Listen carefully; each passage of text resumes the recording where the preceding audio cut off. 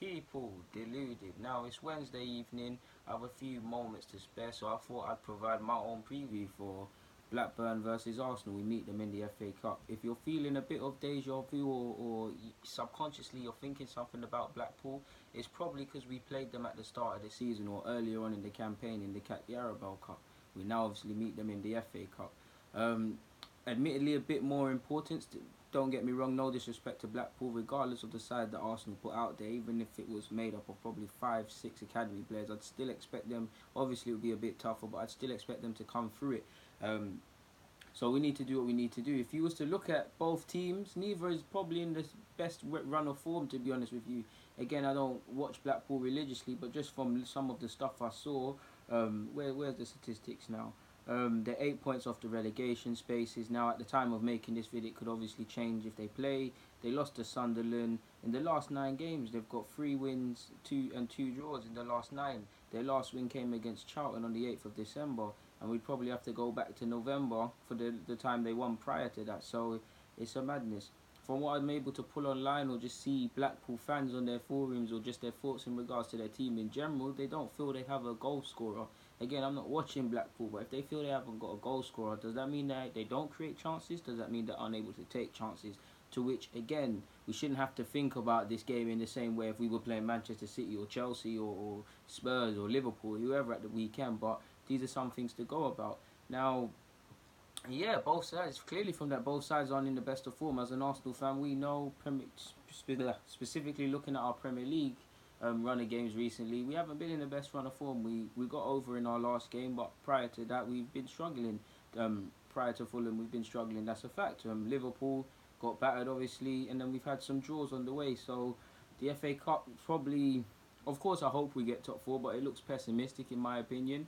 Well, I'm pessimistic on them chances anyways. And if you was to look at it, people, I would love to get top 4. I'd love to win the Europa League, but I don't feel our side has between the quality or the capacity to do such. Of course, I'd love to be proven wrong. Of course, I would love to, again, be proven wrong, but that's honestly what I believe.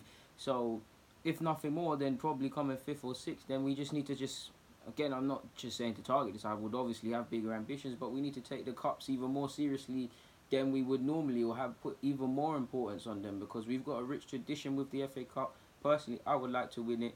Unai Emery currently, yeah, he might be decorated with awards at Seville, and technically he won numerous honours at PSG, sorry.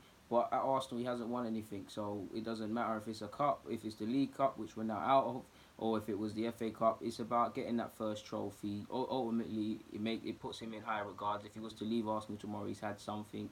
That could be the stepping stone. Obviously, I don't believe the majority of our squad is good enough to take us forward, but possibly if some of the members of the squad were to win another FA Cup or their first FA Cup, it would give them a taste, a hunger for more and things like that. And like I said, Unai Emery's just joined us as a manager. That's the longer he doesn't do it, the more it's going to go on. Look at Pochettino.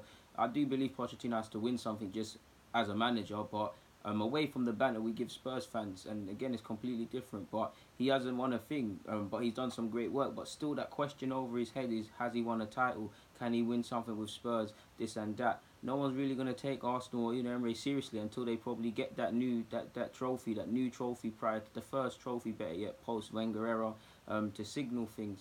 Of course, I'm reading too much into this fixture, as you know, but it is what it is. Ultimately, it's a chance to go to Wembley. It's a chance to possibly win a trophy again at the end of the day. Obviously, I'd like to be winning Premier League and all of these mad things, but that's not how the cookie crumbles. If I was to look at the Blackpool side, of course, I'm not watching them religiously again, but they've got former Premier League hopefuls or once former young talents that were earmarked to make the grade in the Premier League. They got Jay Spearing. They got Dudu, formerly of Leicester City, I believe he's on loan from Rangers.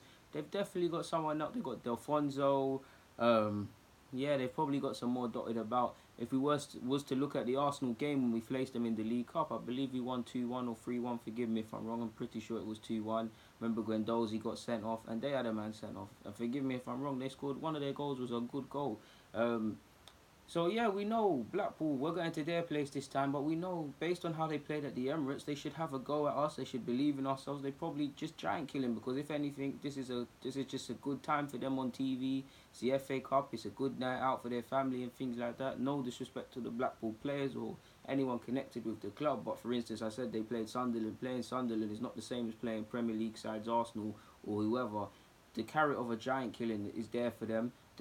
I mean, these lot will be, obviously it's nothing significant, but they'll be heroes essentially for the night if they was to take us out. We've essentially got everything to lose, they've got everything to gain, because if we win, which quite rightly so, we've taken care of business. If we've lost, question marks will be asked if they whether rightly or wrongly. So we need to go out there and win this game, man.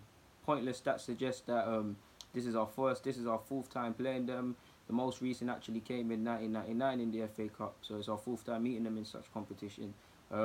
So yeah, man, like there's really not much to say on this. It's more a case of I just want us to take the FA Cup seriously this year. I mean, not that we don't take it seriously. I remember last year, obviously, last couple of seasons, we've been very generous Arsenal fans with FA Cups, and fans of other clubs might say we've been a bit spoiled in that regards, especially towards the end of Wenger's career.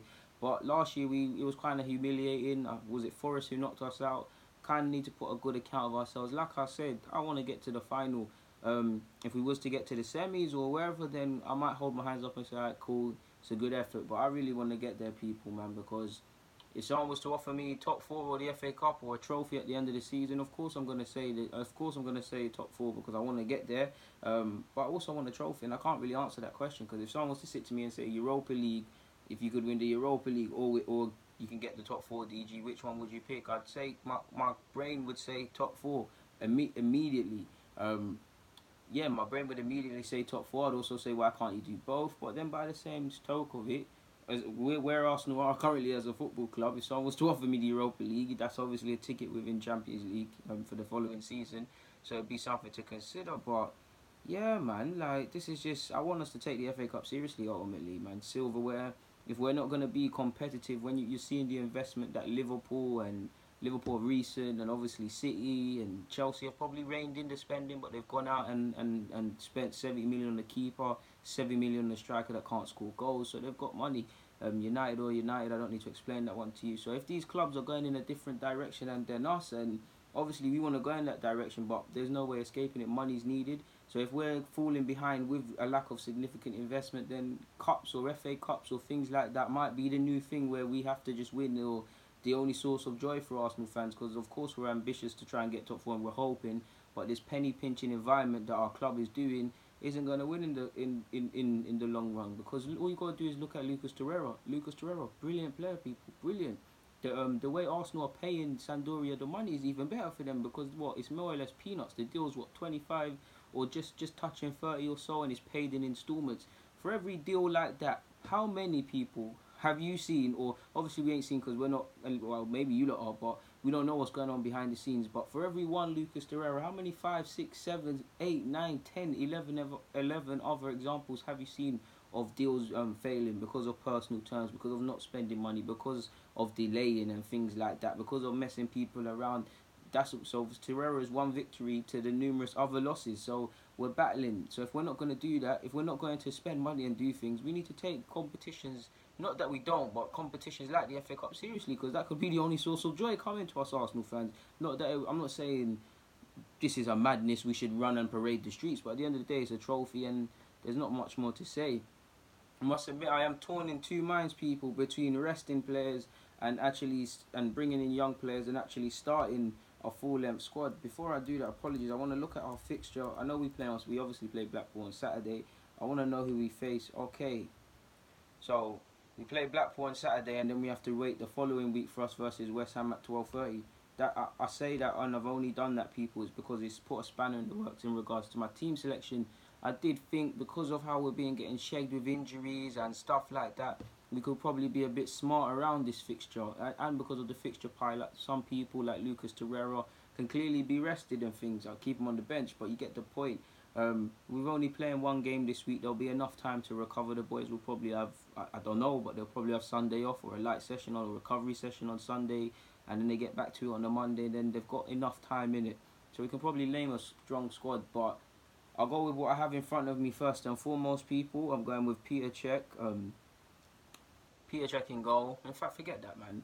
Peter Cech, Koscielny, because I feel Koscielny, we've still been getting ripped, but at least in the last game and a half. The game he started and the game he came on at half time before Fulham, he's been alright in it. So I'd probably go check and go. Obviously, he's going to deputise and be the number 2 now. So this is where he gets game time. Centre halves, Koscielny and Socrates. Socrates, I'm going to need to see better. Mustafi, if Mustafi's fit to play, I'd start him as well instead of probably Socrates. To be fair, because Socrates stay fit for the league campaign. But did Mustafi not come off the pitch last game with an injury? So I don't really want to risk it. And prior to that game, his fitness has been quite touch and go. So if possible, check Koscielny, Socrates. Left back Kohler, obviously. If Monreal's back, let him get minutes, but Kohler at left back. Probably not risk Bellerin, so let's go with Maitland-Niles at right back again. Probably not risk Bellerin, let him come back for West Ham. Maitland-Niles can do a job out there at right back again. In midfield, I'd go with Guendouzi and I'd go with El Nene. In the 10 position, got no choice really. Got to go with probably Aaron Ramsey, because I don't know. I think Ozil will come into the side, but I'm going to go with Aaron Ramsey. So that's obviously we've got El Nene, Guendouzi and Aaron Ramsey as a midfield 3. Up front, I think, name a strong side. I think it's got to be a Iwobi, Lacazette and Aubameyang. Now, one man's name was going through my head is Mesut Ozil. I think he would play. And if I had to remix the side, obviously I named the back 3 there. I'd probably go...